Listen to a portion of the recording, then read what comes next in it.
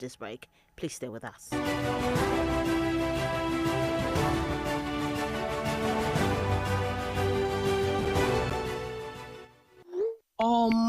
You ugly. Everybody they post picture for social media. You too they put picture. Hey, wait, this pikin no even fine. Yeah. See this bro guy, now your generation dey here. You probably don't know how much your words hurt, but cyberbullying is real. Words hurt, whether it's in person, from typing, or behind a screen. Just a comment or unnecessary share from someone you know or from a complete stranger can hurt. Words can even end lives. Think before you type. Stop cyberbullying today. This message is reaching you from Diamond 88.7 FM, Iroyin.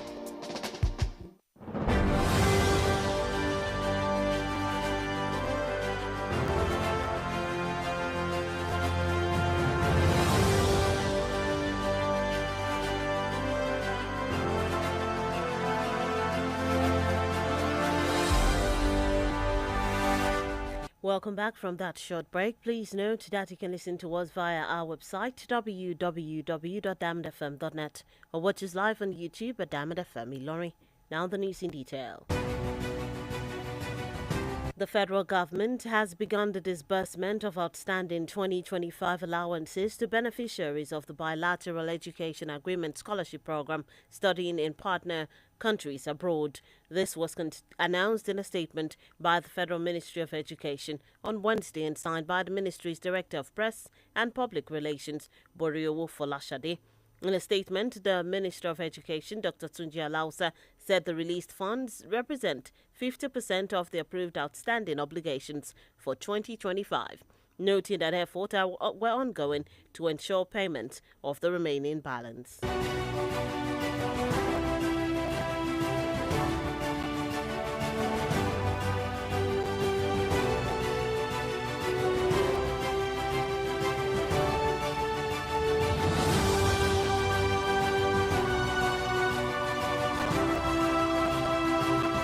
The presidency has reacted after Nigerian citizens flooded the World Bank social media handles, pleading with the organization to stop giving Nigerian government loans.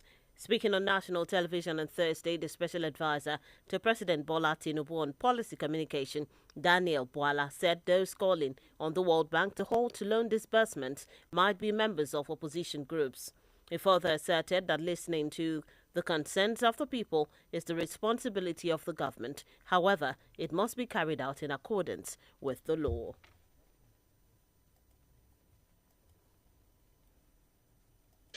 So it is difficult to tell whether the citizens who have flooded the page asking that Nigeria be denied the right to borrow, whether they are opposition, they are opponent, or they are genuine citizens. But whether they are opposition, opponent, or genuine citizens, they are citizens of Nigeria. And they have a right of expression. But government has a duty to execute the provision of the Constitution. In leadership, you listen to people, but when it comes to carrying out your responsibility, you do that in accordance with the law, due process of law, and your understanding of the responsibility that is placed in your hand. If as a government, you are going to react to a people who on social media say do not borrow Nigeria A, B, and C, what about if you have a counter distinction of another set of people saying go and borrow? How are you going to move as a leader? Leadership is not guided by certain things that do not have the backing of law. President Bola Tinubu has approved the appointment of Professor Segun Aina as the Registrar of the Joint Admissions and Matriculations Board, JAMB. A statement by President Tinubu's spokesman, Bayo Ononuga, described Aina as a distinguished academic and systems expert with extensive experience in national examination systems, digital infrastructure, and public sector institutional reform. Aina, who will turn 40 in July, succeeds Professor Ishaq Oloyede, whose two-term tenure expires on July 31, 2026. Still in the news, Newton Isokwehi, the police officer who went viral on Wednesday after threatening to shoot dead anyone who recorded him on duty, has apologized, saying his earlier remarks were made out of frustration and did not reflect his true intentions.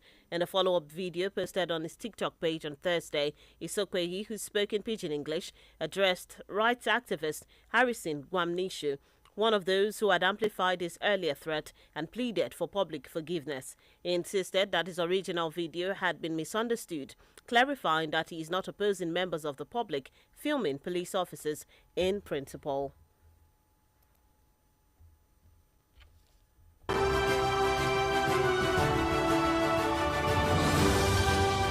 Actually, you can video us, you can video a policeman, but it's not now that anybody can just come from anywhere. Started videoing somebody is on duty. Even some policemen sitting on their own, they will go there and be videoing there. They have taken it beyond that for us. Because we are supposed to work active, go they fear, say, may they not video, may they not do this. Anything can happen. I'm a full Nigerian, I'm a full born of Nigeria. I'm not just talking. I talk with annoyance. And if I talk, the thing pain the vessel like that, Mona forgive me. Mona forgive me because all of us are brother. No matter anything when they happen, all of us are one love.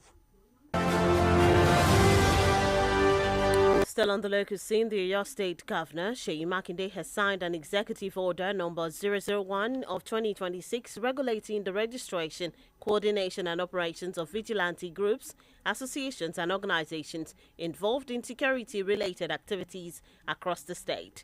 Makinde signed the executive order during a press briefing in Ibadan, where top security officials and government functionaries were present. The governor said the move became necessary to strengthen security coordination, prevent abuse by unregulated groups, and avoid ethnic confrontation amidst rising insecurity in parts of the country. The governor also warned against ethnic profiling and the targeting of innocent residents under the guise of fighting crime.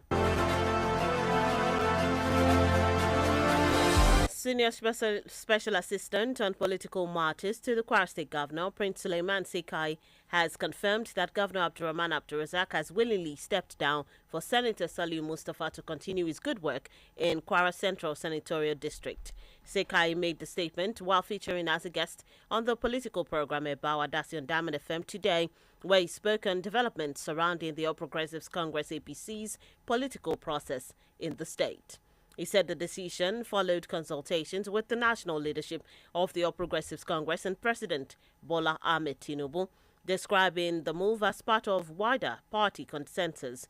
He also noted that both Senator Saliu Mustafa and Governor Abdulrazak participated in the APC primary process for Kwara Central, adding that supporters of both aspirants were present during the exercise. And lastly, in local news, frontline governorship aspirant of the People's Democratic Party PDP in Kwara State, Engineer Suliemen Bolakaleka Wagaka SBK, has commended the peaceful, transparent and orderly conduct of the party's senatorial and House of Representatives primaries held across the state. Speaking shortly after the conclusion of the exercise, SBK described the primaries as a clear reflection of the unity, discipline and democratic maturity currently existing within the PDP in Kwara State. Engineer Suliemen Bolakaleka, the Daniya Ngeri of Ilorin, congratulated all affirmed senatorial and House of Representatives candidate, urging them to see their emergence not just as a political victory, but as a call to service, sacrifice and greater responsibility to the people of Kwara State. And that's it on the local scene. The news on the hour is reaching you from Diamond 88.7 FM Ilorin. We take a short break. When we return, we'll bring you foreign and sports news. In foreign news, U.S. charges Cuba's Raul Castro with murder. We'll bring you that story on the foreign scene and many others after the break. Please stay with us.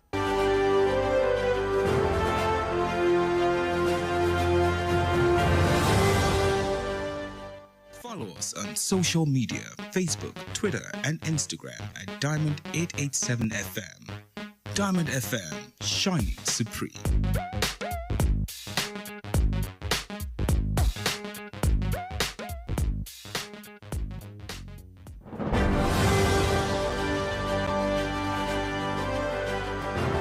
Welcome back from that break. You're still tuned in and listening to the news on the hour, reaching you from Diamond 88.7 FM Ilorin.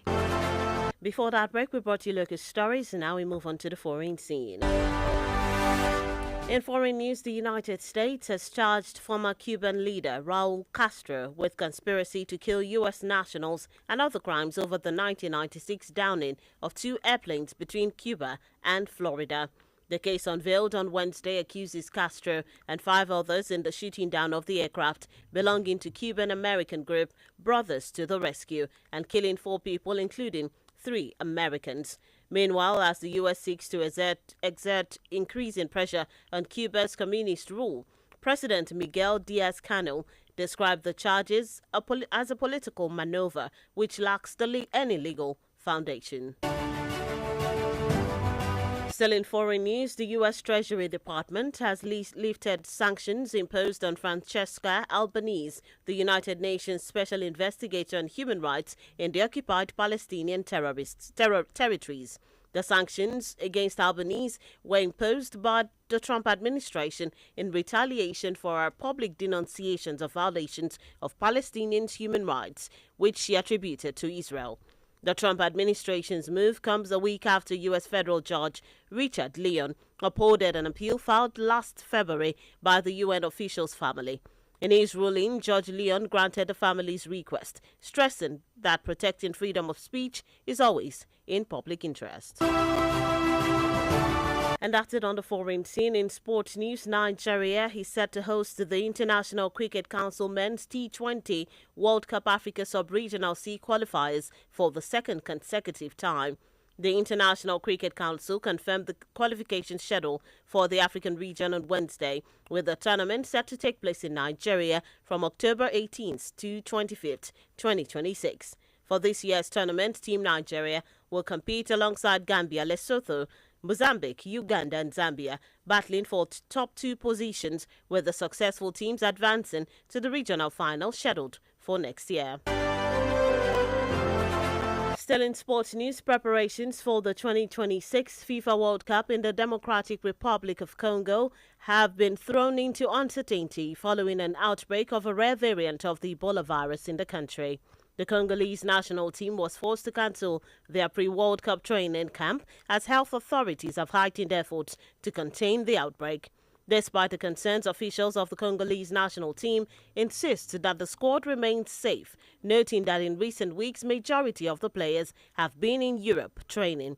Meanwhile, World Football Governing Body FIFA confirmed in a statement that it is closely monitoring the situation and remains in contact with relevant authorities regarding the impact on the tournament preparations. And that's it in the world of sport. With that, we've come to the end of the news on the hour for today. But before we go, here is a recap of the major highlights. Federal government begins outstanding scholarship payments to foreign students. Tinubu appoints 39-year-old JAMB registrar as Oloyede bows out. Makinde signs executive order on local security regulation in Oyo. Governor Abdulrazak steps down in support of Saliu Mustafa for senator. On the foreign scene, U.S. charges Cuba's Raul Castro with murder. In sports, DR Congo cancels World Cup training camp over Ebola outbreak. Those are the major headlines as brought to you this afternoon. Before we wrap up the news, we take a look at our Today in History segment. Did you know that on this day in the year 2021, the 21st Chief of Army Staff, Lieutenant General Ibrahim Atahiru, died tragically in a military plane crash near the Kaduna International Airport? Now you know. For news coverage or information about happenings around you, kindly contact the Diamond FM newsroom number 091 606 27526 091 606 27526. Join us at 3 p.m. for the news flash and at 5 p.m. for the news across the world for a comprehensive bulletin. Don't forget to log on to our website www.diamondfm.net to keep up to date with us from any part of the world. Download our app on Google Play Store and iOS Apple Store, Diamond FM. The news on the hour was put together by Nidu Okorie. I am Bisola Oduwole Suliemen. Thank you for listening to your shining supreme station. Please stay tuned for the news in Yoruba coming up shortly. Good afternoon.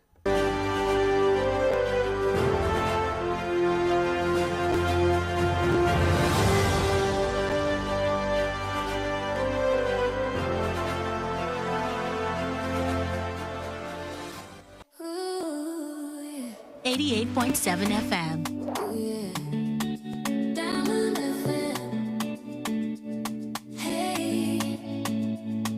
Diamond 88.7 FM. Diamond FM, your one-stop dial.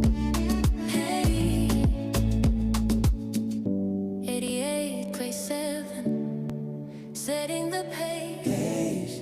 Feel the rhythm, feel the way. Radio like no other, no other, no other. Diamond FM. Simply the best, the best. Diamond FM, we lead the rest. Oh yes, 88.7 on your dial, yeah. Diamond FM, radio made for you. Orúkọ mi ni Yèyélúà Tóyìn Adégbọlá. Mo sì ti lé ní 50 ọdún láyé láàyè àtàyè ìdẹ̀ra. Ìgbòkègbodò mi pọ̀ gan-an nínú iṣẹ́ tí mo yàn láàyò gẹ́gẹ́ bí òṣèré orí ìtàgé. Kì í sì rẹ̀ mí, bẹ́ẹ̀ ni kì í sú mi. Àwọ̀ mi sì ń jí pépépé sí bí tọmọ tuntun lójoojúmọ́. Ẹ fẹ́ mọ̀dí abájọ. Monomin Plus atẹ́jẹ̀ṣe oògùn tó ń fi epo ẹja cod liver oil ṣẹjọ́ ẹ̀ food supplement ni. Èròjà ẹ peléke, ó ń tara ṣe, ó ń máradán, ó ń jẹ́ kọ́mọdé dàgbà dáadáa, ó sì ń jẹ́ kí àgbàlagbà máa ta kébékébé. Monomin Plus. Monomin Plus fún èròjà tó ń tún inú ara ṣe lẹ́yìn ìwádìí ìmọ̀ ìjìnlẹ̀. A tún fi èròjà cod liver oil epo ẹja sí i ló fi wá di oògùn méjì tá a papọ̀ sínú ẹyọ kan ṣoṣo. La fi ń pè é ní Monomin Plus. Iléeṣẹ́ Tuyi Pharmaceutical Industries Limited. Àwọn tó lórúkọ tó ṣe gbẹ́kẹ̀lé níbi kápò oògùn òyìnbó ló ṣe é. Monomin Plus. Monomin Plus. Ìkànnì tó jálejako tó tàn kárí ayé. Gbogbo anígboro ti mọ kí ló ń hábùn. Àpapọ̀ mọ̀ pọ̀pẹ́ onímọ̀jì. Ìgbà tí gbangba tó wá dẹ̀kun kedere. Ayọ̀ àti ìdùnnú yín ló jẹ wá lógún. We are happy people, we make you happy. We are SAPPY. Pẹ̀lú Diamond FM, ìgbádùn tí ò lópin ni. After working kí ló kù, ìgbádùn ló kù ká máa jẹ. Àní nínú ohun gbogbo àyè ọpẹ́ tó yọ. Ṣé Ọlọ́run òbójú mi jẹ́? Diamond FM ìkànnì aláyọ̀ ni wá. Ṣé Ọlọ́run òbójú mi jẹ́? Obìnrin mi sọ̀tà lẹ́nu. Látinú yàrá ìròyìn Diamond 88.7 FM Ìlọrin, ìròyìn ẹ̀kúnrẹ́rẹ́.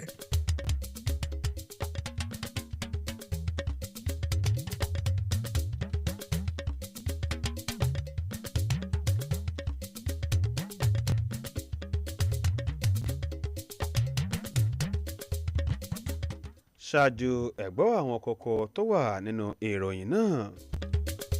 Ìjọba àpapọ̀ ilẹ̀ ayé ti bẹ̀rẹ̀ ìgbésẹ̀ láti máa san àjẹ́lẹ̀ owó àjẹmọ́nú àwọn akẹ́kọ̀ọ́ tí wọ́n fún ní àǹfààní ètò ẹ̀kọ́ ọ̀fẹ́ tí wọ́n kẹ́kọ̀ọ́ ní ilé òkèrè.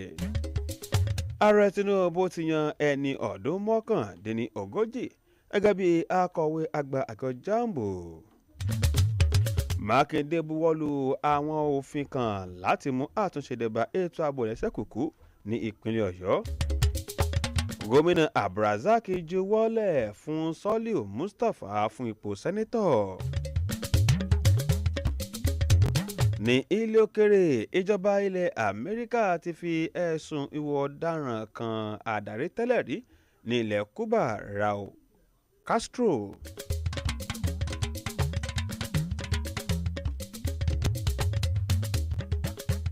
Ilẹ̀ olómìnira Congo ti jáwélé ìgbáradì wọn fún ìdíje àgbáyé látàrí ìtànkálẹ̀ àrùn Ebola.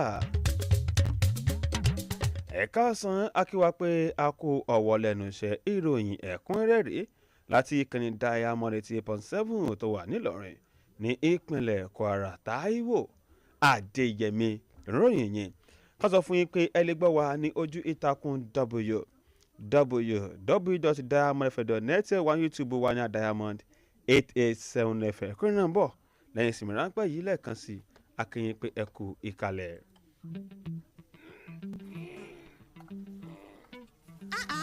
ìwọ wọn ló bẹ̀rẹ̀ síbẹ̀ o.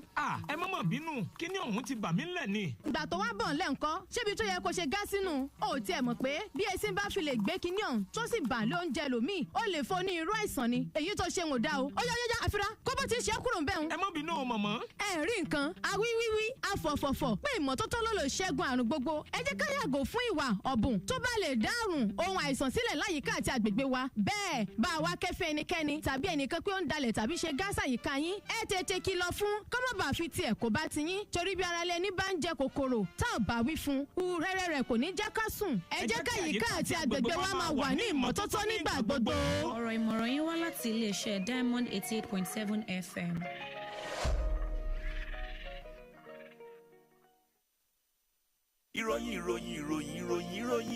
ìròyìn ẹ̀kúnrẹ́rẹ́ láti ilé-iṣẹ́ Diamond FM. ẹ káàbọ̀ padà ìròyìn náà rẹ̀ ní ẹ̀kúnrẹ́rẹ́ ìjọba àpapọ̀ ilẹ̀ yìí ti bẹ̀rẹ̀ gbésẹ̀ láti máa san àjẹ́lẹ̀ owó àjẹmọ́nú tí wọ́n jẹ àwọn akẹ́kọ̀ọ́ lóde yìí tí wọ́n fún láǹfààní ètò ẹ̀kọ́ ọ̀fẹ́ tí wọ́n ń kọ́ ẹ̀kọ́ nílé òkèrè àtẹ̀jáde kan tó léde látọwọ́ iléeṣẹ́ ìjọba àpọ̀lẹ̀ yìí tó ń rí sí ètò ẹ̀kọ́ ní àná ọjọ́rú tán buwọ́lù látọwọ́ adarí ọ̀rọ̀ ròyìn àti alukoro fún iléeṣẹ́ ìjọba ọ̀hún borí owó Fọláṣadé àtẹ̀jáde ọ̀hún fìdí ẹ̀ múlẹ̀ kẹ́mísítà nílẹ̀ yìí fún ètò ẹ̀kọ́ dókítà tó jẹ́ aláùsá fìdí ẹ̀ múlẹ̀ wípé owó ọ̀hún ó ní ìdajì owó àjẹmọ́ tí wọ́n jẹ wọ́n fọ́nrún tó kọjá tẹnu kan bẹ̀rẹ̀ sí gbèsè láti rí i pé wọ́n san ètò kù owó ọ̀hún. iléeṣẹ́ ààrẹ ilẹ̀ yìí ti fèsì bí ọ̀gọ̀rọ̀ àwọn ọmọ ilẹ̀ yìí kan ṣe lọ sí ojú ìtàkùn báńkì àgbáyé World Bank láti rawọ́ ẹ̀bẹ̀ sí World Bank ọ̀hún kó jámi láti máa fún ilẹ̀ Nàìjíríà ní àǹfààní ẹ̀yáwó nígbà tó kópa lórí ètò kan lónìí àbẹ̀síkáwọ́ àgbà fún ààrẹ Bọ́lá Tinubu lórí fífi tóni létí lórí ìlànà ìṣèjọba Daniel Buhala tẹnumọ́ wípé àwọn èèyàn tó ń pè pé ọ̀hún ò ní wọ́n wà nínú ẹgbẹ́ òṣèlú alátakò gẹ́gẹ́ bí ó ṣe wí ó ní ìjọba ó ní ó nẹ́tọ̀ọ́ láti máa gbọ́ nǹkan táwọn aráàlú ń sọ àwọn aráàlú ò ní kan gbégbèsè wọn níbàámu pẹ̀lú òfin. ààrẹ ilẹ̀ yìí Bọ́lá Tinubu ti buwọ́lu ìyànsípò ọ̀jọ̀gbọ́n Ṣẹ́gun Àìná gẹ́gẹ́ bí akọ̀wé àgbà fún àgọ́ jambu àtẹ̀jáde kan tó léde látọwọ́ agbẹnusọ fún ààrẹ Tinubu Báyọ̀ Ọ̀nànúgà ṣàlàyé Àìná gẹ́gẹ́ bí akọ́ṣẹ́mọṣẹ́ ní ẹ̀ka ètò ẹ̀kọ́ pàápàá jùlọ lórí àtúntò sí iléeṣẹ́ ìjọba. Àìná ó ní yóò pé ẹni 40 ọdún tó bá di oṣù keje yóò gbàṣẹ lọ́wọ́ ọ̀jọ̀gbọ́n Isaac Olóyèdè tí yóò parí sáà kejì rẹ̀ ní ọjọ́ 21 oṣù keje ọdún tá a wà yìí. Newton Ìsópẹ́ì tó jẹ́ òṣìṣẹ́ ọlọ́pàá ti fún rẹ̀ gbìrẹ̀yà ní àná tìlúkúlájà wípé òun yìnbọn fún ẹnikẹ́ni tó bá ṣe àkálẹ̀ rẹ̀ bó ṣe wà lẹ́nu iṣẹ́ ọlọ́pàá ti tọrọ àforíjì. Ó tẹnumọ́ wípé ọ̀rọ̀ tó ń sọ ọ̀hún ló ń sọ pẹ̀lú ìbínú. Nínú fọ́nrán ọ̀hún tó fi léde lójú òpó TikTok ní òní Ìsópẹ́ì tó sọ̀rọ̀ ní èdè Pidgin tó sì sọ̀rọ̀ ránṣẹ́ sí ajá fún ẹ̀tọ́ ọmọnìyàn Arìnsìn Gwamishu tó wà lára àwọn èèyàn tó yẹ fọ́nà òun léde ó ti tọrọ àforíjì lọ́wọ́ àwọn ọmọ ilẹ̀ yìí. Ó tẹnu gbọ́n pé fọ́nrán ọ̀hún tó ń ṣe ó ní àwọn èèyàn ṣòǹgbọ́ pàápàá jùlọ ó ní òun ò tako ìgbésẹ̀ láti ṣe àkálẹ̀ àwọn òṣìṣẹ́ ọlọ́pàá lẹ́nu iṣẹ́ wọn. Ní ìpínlẹ̀ Ọ̀yọ́ gómìnà ìpínlẹ̀ Ọ̀yọ́ Ṣèyí Mákindé ti buwọ́lu àwọn òfin apàṣẹwàá kan láti mú àtúntò débá ìforúkọsílẹ̀ àwọn àjọ tó ní ṣe lórí ètò ààbò ní ìpínlẹ̀ Ọ̀yọ́. Mákindé ló buwọ́lu àṣẹ ọ̀hún nígbà tó ń sọ̀rọ̀ pẹ̀lú àwọn oníròyìn nílùú Ìbàdàn níbi tí àwọn èèkàn nílé iṣẹ́ aláàbò àti àwọn ìkànjọba ti wà níkàlẹ̀.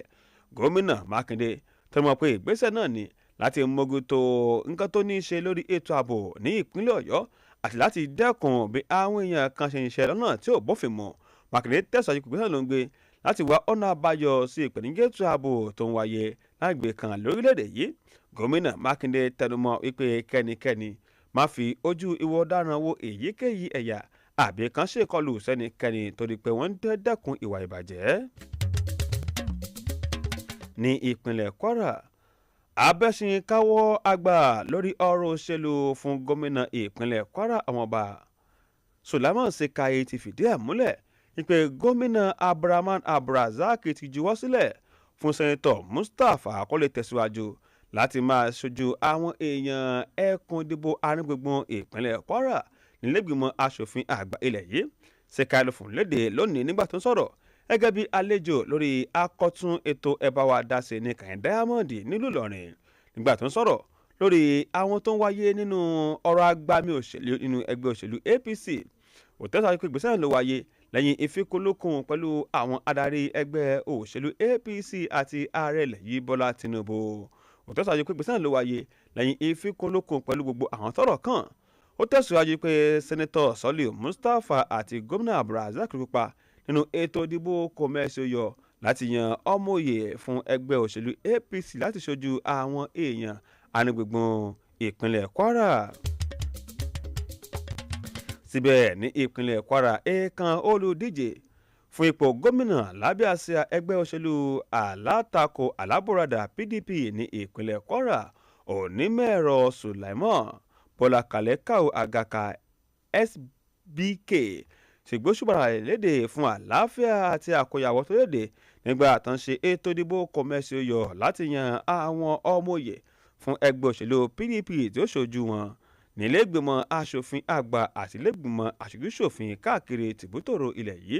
Nígbà tó ń sọ̀rọ̀ kété lẹ́yìn ìgbà tó parí tòun SBK ṣàlàyé wípé ètò ìdìbò kọ̀mẹ́sì yọ ọ̀hún fìdí ẹ̀ múlẹ̀ wípé ìṣọ̀kan àti ìlànà òṣèlú tó ní yegege ló wà nínú ẹgbẹ́ òṣèlú alábùradà PDP ní ìpínlẹ̀ Kwara.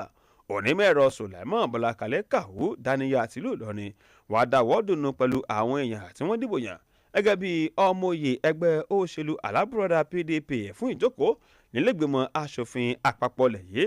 Ó ké sí wọn kàrin ìyàwó olúborí wọn ẹgbẹ́ ìgbésẹ̀ láti sin aráàlú àti àwọn èèyàn ìpínlẹ̀ Kwara. Ìròyìn ẹ̀kúnrẹ́rẹ́ ni amúwáṣe tí gbọ̀yìn láti kàyín Diamond 88.7 tó wà ní Ìlọrin ní ìpínlẹ̀ Kwara. Lẹ́yìn ìsinmi ráńpẹ́ yìí a lọ sí ilé òkèrè ìmísílẹ̀ Amẹ́ríkà ti fi ẹ̀sùn ìwà ọ̀daràn kan àdáyé tẹ́lẹ̀ dé nílẹ̀ Cuba Castro lẹ́ẹ̀kan sí akínyìn pé ẹkú ìkàlẹ̀. nígbà tó o bá ń sùn lọ́wọ́ ara ríro kan jàǹgbọ̀n lọ́wọ́ sẹ́ńpẹ́ ó kan jàǹgbọ̀n jẹ́jẹ́jẹ́ níṣẹ́ rẹ̀ kò mú nira lọ́wọ́ rárá ẹ̀fọ́rí ìrora wà gbígbà ó sẹ́ńpẹ́ ọkọ̀ yín ti dé. pírí lolongo jí ẹ̀kìrì jígbọ́nra tàná dànù sempin night lẹ́yìn iṣẹ́ òòjọ́ tó wá kẹ́fìn ìrora tó lè fa ìrorun sùn bó ṣe ń fẹ́ tó o bá wojú aago tó rí pé ó kù ìṣẹ́jú mẹ́ẹ̀ẹ́dógún tó o fẹ́ sùn gbé sempin night hóró méjì lura wẹ́rẹ́wẹ́rẹ́ ni sempin yóò máa ṣiṣẹ́ lágọ̀ọ́ ara rẹ nígbà tó o bá ń sùn lọ́wọ́ tí ìlera pípé yóò sì jẹ́ tiẹ̀ tó o bá ti jí láì látàtì sempin night jẹ́jẹ́ kulẹ̀ níṣẹ́ rẹ̀ lágọ̀ọ́ ara rẹ lójú oorun kébé ni fún ẹ láàárọ̀ ọjọ́ kejì lẹ́nu iṣẹ́ rẹ̀ iléeṣẹ́ tuyi pharmaceutical industries limited àwọn tó lórúkọ tó ṣe é gbẹ́kẹ̀lé níbi ká pò oògùn òyìnbó ló ṣe é bára rẹ ò bá ṣe wéré lẹ́yìn ọjọ́ kẹta kàn sí dókítà rẹ sempin night. ẹ̀fọ́rí ìrora wà gbígbà ó sẹ́ńpẹ́ ọkọ̀ yín ti dé.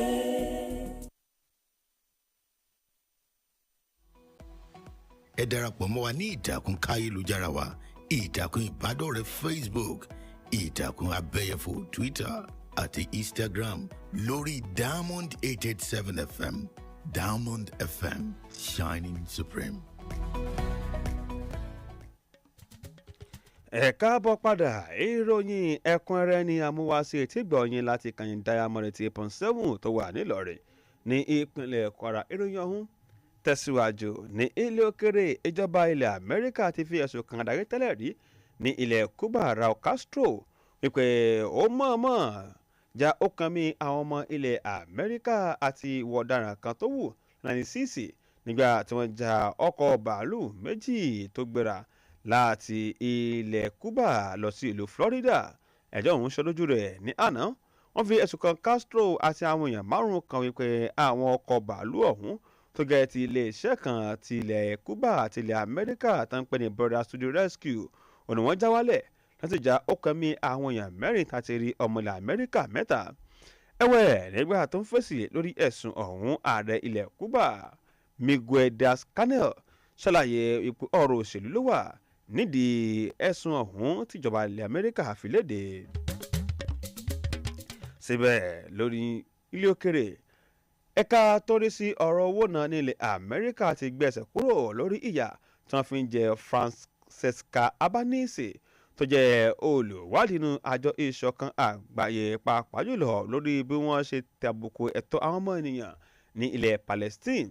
Ìyà ọ̀hún ó ní wọ́n fi ń jẹ Albanese látọwọ́ ìṣàkóso ààrẹ Trump láti gbẹ̀san ọ̀rọ̀ tó sọ lórí títẹ ẹ̀tọ́ àwọn èèyàn mọ́lẹ̀ ní ilẹ̀ Palestine tó ní ilẹ̀ Israeli ló ń ṣe.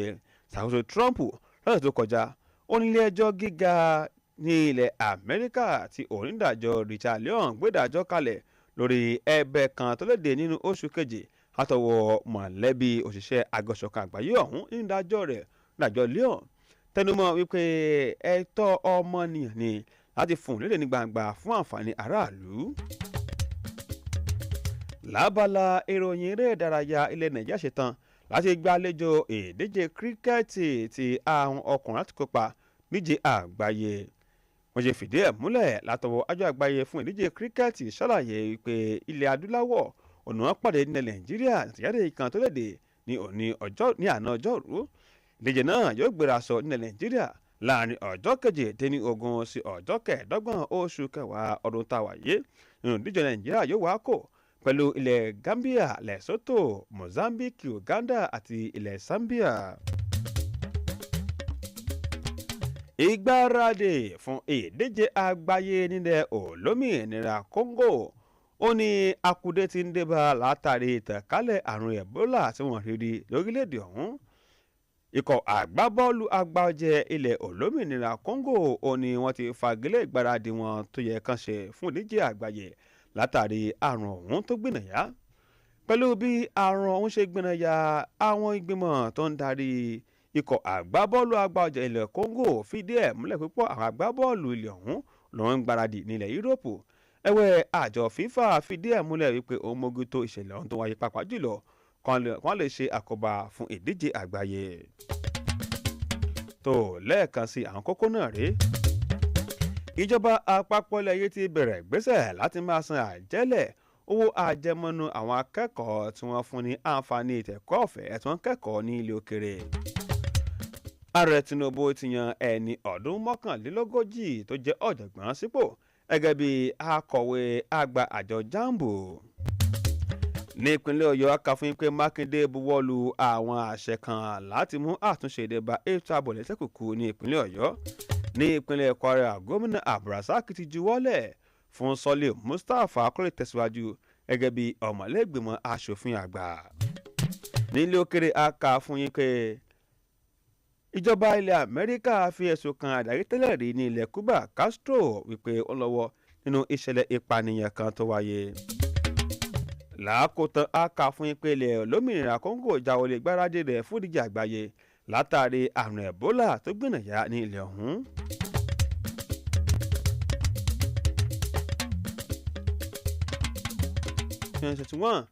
Ó ní adarí iléeṣẹ́ ológun ilẹ̀ yìí tí orílẹ̀ ẹlẹ́ẹ̀kọkànléní ogun Lieutenant General Ibrahim Ataru dágbére fáyé látàrí ọkọ̀ bàálù rẹ̀ tó já wálẹ̀ níbi ìpápákọ̀ ilẹ̀ yìí tó wà ní ìlú Kaduna.